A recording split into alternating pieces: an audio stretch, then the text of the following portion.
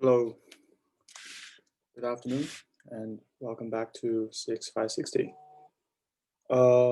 So first of all, today I would have to end the class a bit earlier. I would leave around 2:30 because it's my daughter's my daughter's elementary school. They have a distribution day today, and I need to take her to the school. So let's see how much we will cover in the 30 minutes. Uh, if I find necessary, then I will probably record a little bit more video and upload it to YouTube. Hopefully we should able to cover the first parts or the first one third of the content in these slides. Okay. So we're gonna talk about a new family of algorithms called greedy algorithms.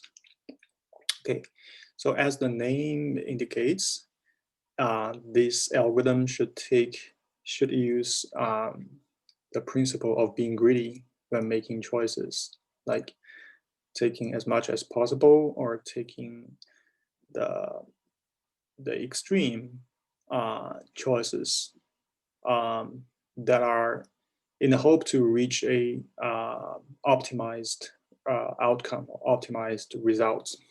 Okay, so we will find that this particular type of algorithm is very closely related to the problems that can be solved by dynamic programming. So in the previous week, we basically covered the several problems that can be solved by dynamic programming approaches, rod cutting, the matrix chain multiplication, and Fibonacci numbers. So all these problems, they share some common places. That's the optimal solution to the original problem can be obtained by solving the sub-problems, by obtaining the optimal solutions to the sub-problems. So for the greedy algorithm, so for the problems that can be solved by greedy algorithms, we can basically observe the same patterns. But for greedy algorithms, it's compared to dynamic programming, it even saves you more time because it doesn't need to be the greedy choice that algorithms is making doesn't need to be the optimal choice. It doesn't need to be the globally optimal choice. Any like the local optimal choices can lead to the final global choice, final optimal global solution. Okay, so that is basically the overall connection with the previous topic. But today in the example, when we use the first problem, the activity selection problem as the example, we will draw some more connections with the dynamic programming thoughts in a more concrete way. Okay, so this type of algorithms are usually for solving optimization problems. So an optimization problem is usually involves going through a sequence of operations or a sequence of steps with a lot of choices, okay, with a set of choices at each step. So we basically, this type of algorithm makes the choice that looks best at the moment. So that's why we sometimes call this is a locally optimized choice. Okay, so it doesn't know whether the current best choice will lead to the final optimal solution, but it makes such a local optimal choice in the hope that it will lead to the globally optimal one. Okay, and whether this is the case depends on the problem and depends on examination on the final results. Okay, and And one of the motivation for proposing a greedy algorithm solution is that for many of the optimization problems, to use dynamic programming may be a more theoretically sound solution or theoretically complete solution, but it is usually an overkill. We know that the dynamic programming, we need to identify the problem. And if we are going to implement a bottom-up dynamic programming, we need to organize the sizes of the problem by solving the smallest one and carefully choose the next problem, right? And or we should write some top-down code that handles the recursive cases, solve the problem recursively, but we also need to memorize the solution and look up the solution. So that is a very heavy operations, very heavy lift, and it's an sometimes it's an overkill for some specific type of problems. So for these cases, if dynamic programming is an overkill, then we want to find some simpler solutions, okay, by using simpler heuristics rather than searching for the global optimal solution. Anyway, so let's go over the outline. We're gonna cover three types of problems. The first one, which we will cover today, is the activity solution problem. And then comes the Huffman codes problem, which is a classical way of encoding or data compression algorithm. And lastly, we're gonna cover the knapsack problem, which is an interesting problem, and also it draws connection to the dynamic programming approach. Anyway, let's start by looking at the activity problem. Okay, so this type of problem is to schedule several competing activities that require exclusive use of some common resource, like a time window or a location, a physical space, like a room, like a hallway. And our goal is to select the maximum number of mutually compatible activities. Like if I'm a manager of a musical hall, then I want to schedule as many events as possible for the only resource I have. So I have one room and I want to schedule as many events as possible on the basis that those events don't conflict each other, right? So for example, we have a set of activities from A1 to AN, and each of them has a starting time and a finish time. That is the typical property of an event. It will start somewhere and end somewhere. And we wish to, and also we can only serve one activity at a time, okay? So our goal is to arrange as many events as possible, and those events don't overlap. That is to say, before the previous events end, the next event should not start, okay? Okay, so let's look at more of the formulations. So for example, if AI, the I's activity is selected, then it takes place during this time interval from SI to FI, okay? And we say two events are compatible if those two intervals do not overlap. So SI to FI is a segment on the horizontal. If you have a horizontal number, an index in your number line in your mind, then these two segments, the first one SI to FI, the second one SJ to FJ, these two segments should not overlap. If they overlap, then we cannot schedule them within the same room, right? So in this case, A1, A2, because A1 ends at 4 o'clock, but A2 start at 3. So these are obviously incompatible, okay? This is a typo here. Let me quickly fix it. Okay. Compatible. Okay. Play slides again. Share window again. Okay.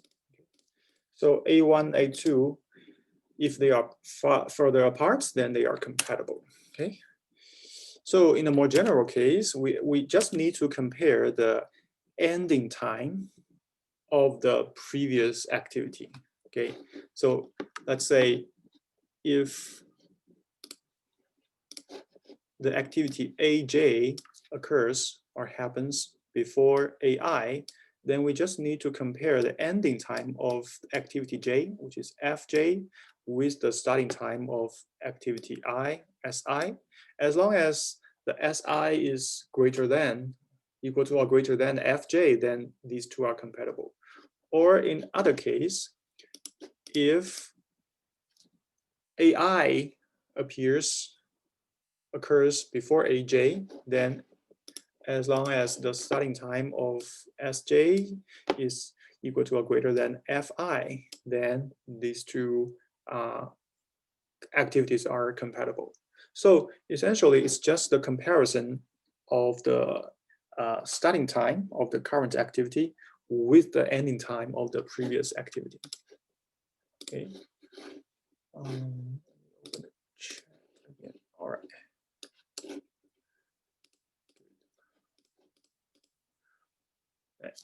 So in this, given this table that listed all the activities, say we have 11 activities, A1 to A11, then we can look at the example here. A3 is here. It starts at 0, ends at 6, and A9 starts at 8. So this 8 is greater than the 6. So A3 and A9, they are compatible. And then if we look at A11, the ending time is 12, which is equal to the ending time of A9. So they will assume that these three activities, they are compatible with each other. Okay, so that means we can at least schedule 3 events. But this is not the largest subset in terms of the number of activities. Okay, then if we consider another example, let's look at A1, A4, A8, and A11, right? So 5 is greater than 4, and 8 is greater than 7, the 12 greater than 11. So these 4 activities, they are compatible, okay? And if we find another one, which is A2, A4, A9, and A11, we can also find that these 4 are compatible. And actually, 4 activities are the largest subset in this particular example, okay? So our goal is to find the solution to a general case, to a general solution. So given a table, how do we select the maximum number of activities that are mutually compatible with each other? Okay, so I guess the definition of the problem is clear enough. All right, so we basically can visualize the activities by thinking of them as the little horizontal bars over the timeline, okay, as those horizontal segments over a common. If we place the activities above a timeline so that we can easily find whether they overlap with each other, okay? Say A1 starts from 1 to 4, so we just draw a horizontal line from 1 to 4, okay? And we put A1 on top at the top level, at the top row. Okay. Okay. So one more technical point is that all these activities, they are sorted in terms of their finish time. Okay. If you look at the third row, it's from 4, 5, 6, 7 to 16. So it's increasing order. So the assumption, so we assume that it is already sorted. Okay. So we just take the first activity A1 and place it, visualize it on top of the timeline, and we got something like this. And we further do that until we draw all the activities. Then given this chart, then we can basically it's quite clear that how or why we should make the choice, and how our previous choice will affect our next choices. Okay, so the problem, the first step is always to choose the first activity, right? And our choice on the first activity will affect how many other activities that we can choose, right? For example, if you choose A1 as your first choice, then afterwards, after A1 is chosen, then you can no longer choose A2, because A2 overlap with A1, nor A3, but you can choose A4, okay? But if you choose A3 as your first activity, then A1 cannot be chosen, nor A2, nor A4, nor A5, nor A6, and only A7 can be chosen, right? Because the ending time for A3 is 6, and the starting time for A7 is 6. Okay, so we can easily observe the overlapping relationship between these activities. Okay, so we'll use this chart to help us to derive some algorithms that automate the whole processes. Okay. So the question in our mind is, how much time do we have left after choosing some activity AI, right? So just remind the example I just used.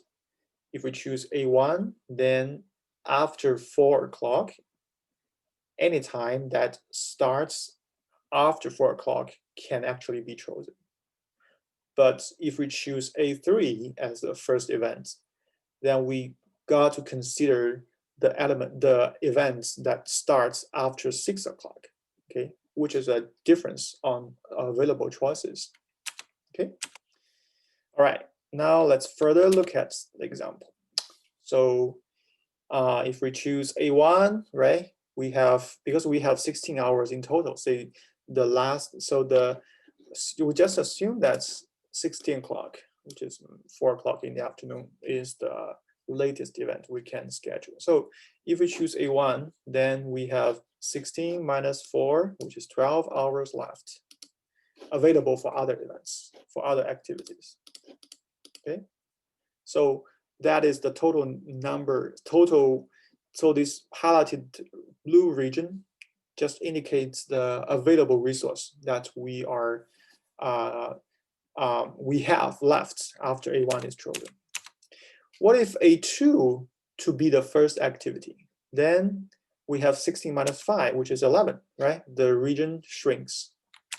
What if A3 is chosen? Then we have even less available resource left, right? 16 minus 6. Okay, so here comes the greedy choice. So our intuition tells us that we should choose an activity that leaves the resource available for as many other activities as possible, right? We want to make a choice, and the consequential available resource for other events, we want to maximize that blue region, right? So the greedy choice is also obviously that we should choose the activity with the earliest finish time, okay? And in our case, in the table we're given, we should choose the activity A1, okay, which has the earliest finish time, which is 4 o'clock. And this 4 o'clock is earlier than any other activities in the table. Okay. And let's see what's left, the consequence is that after A1 is chosen, we can cross out A2, A3, A5, and A10 highlighted by the red color because they have overlap. They overlap with A1, okay? If you look at the starting time of these 4 events, they start before the ending time of A1, okay? That means we should not choose them, okay? And we should only consider those activities left, okay? And when we choose the next one, we should also use the greedy choice principle, okay? So among those that can be chosen, we should also choose the earliest finish time. We should also choose the activity that has the earliest finish time, which is A4 in this case, right? So A4, after A4 is chosen, now we should reconsider the ending time of for A4 is 7. Because A4 is chosen now, then for the remaining parts, we should cross out more activities, okay? After choosing A4, those activities, A9, A10, because they overlap with A4, we should also cross them out, okay? So our choice is become more even narrower, okay?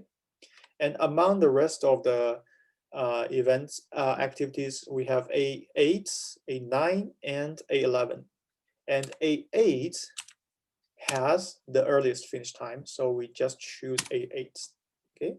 And then we use the same principle, right? We should cross A9 out because A9 starts before A8 finishes, okay? Then the last activity we left is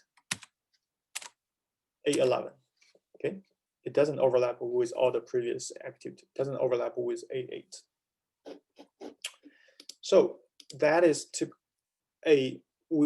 how we measurably solve the problem, right?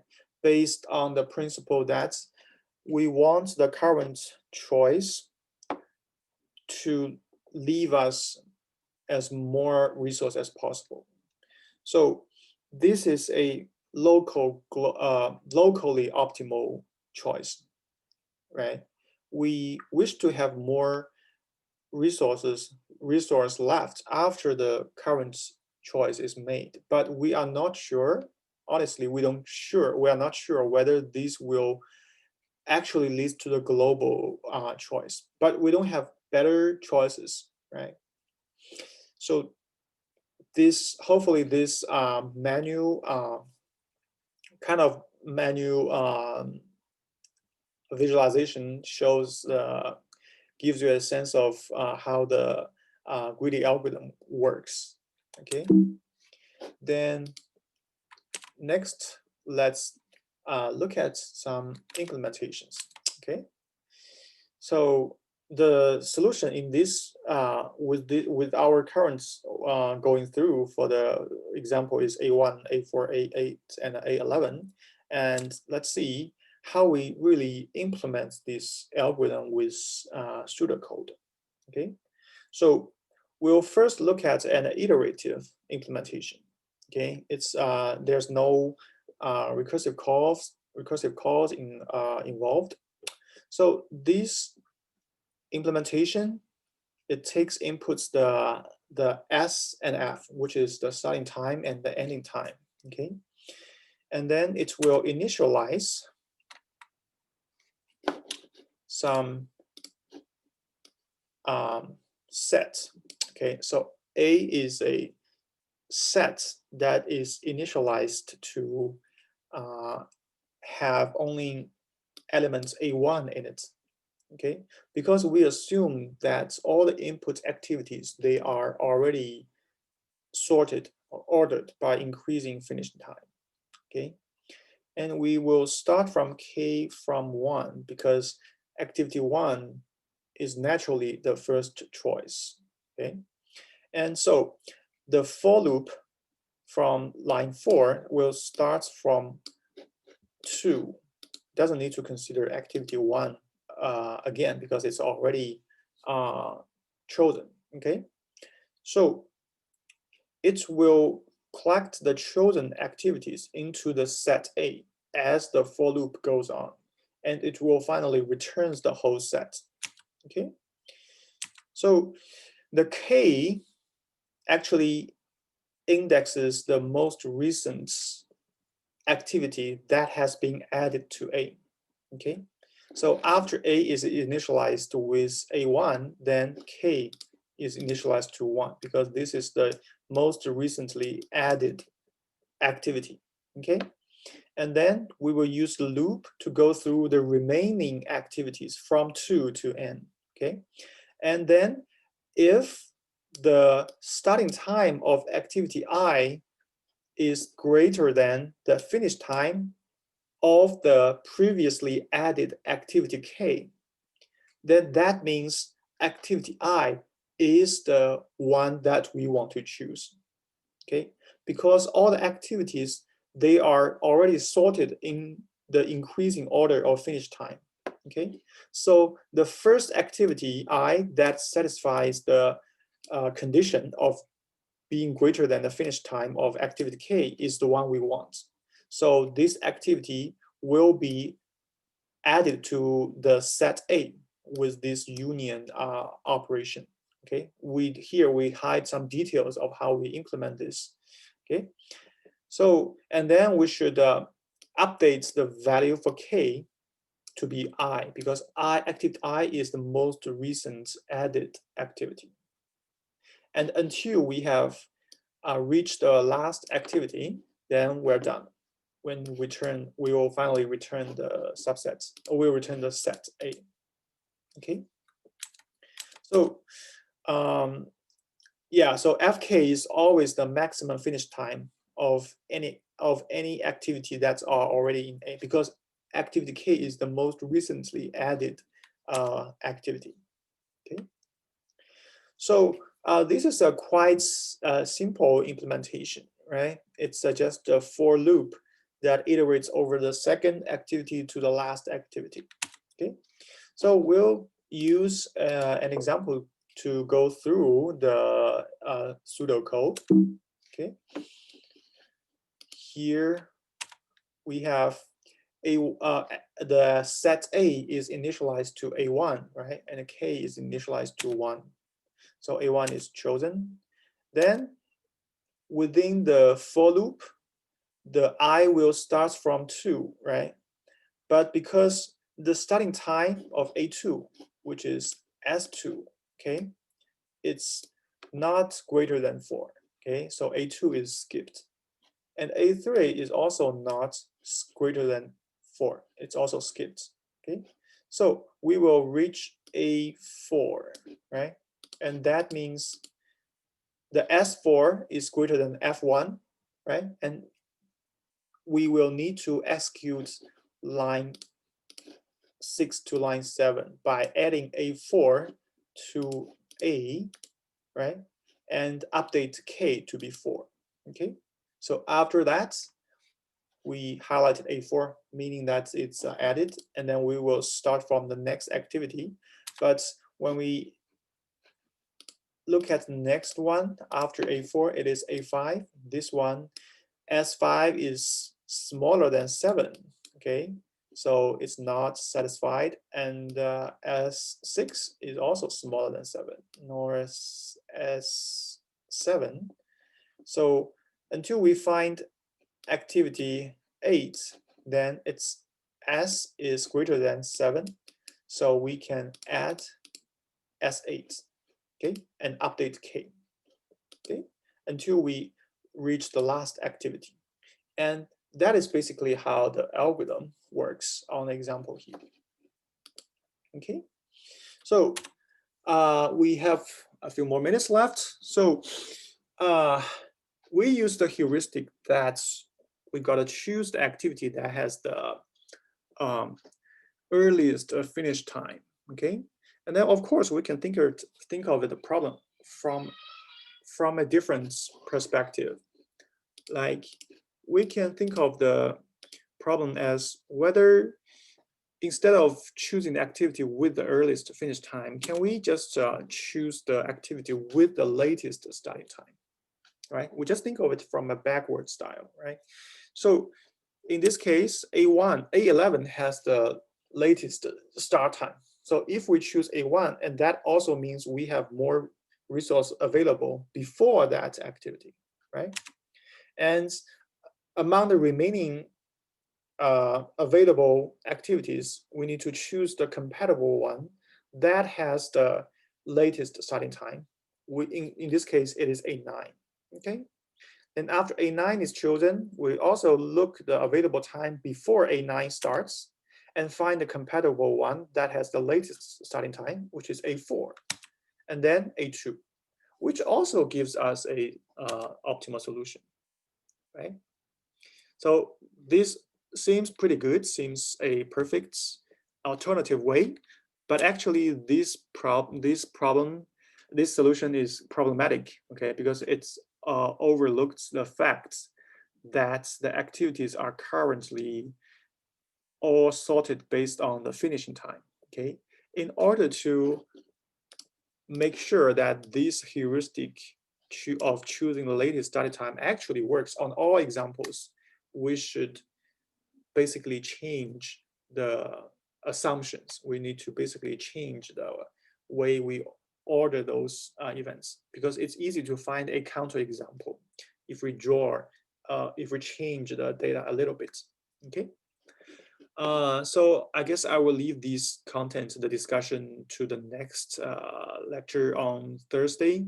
And I'm sorry that I need to go, but I will release the quiz for the lecture today. And thank you for coming. I will see you on Thursday.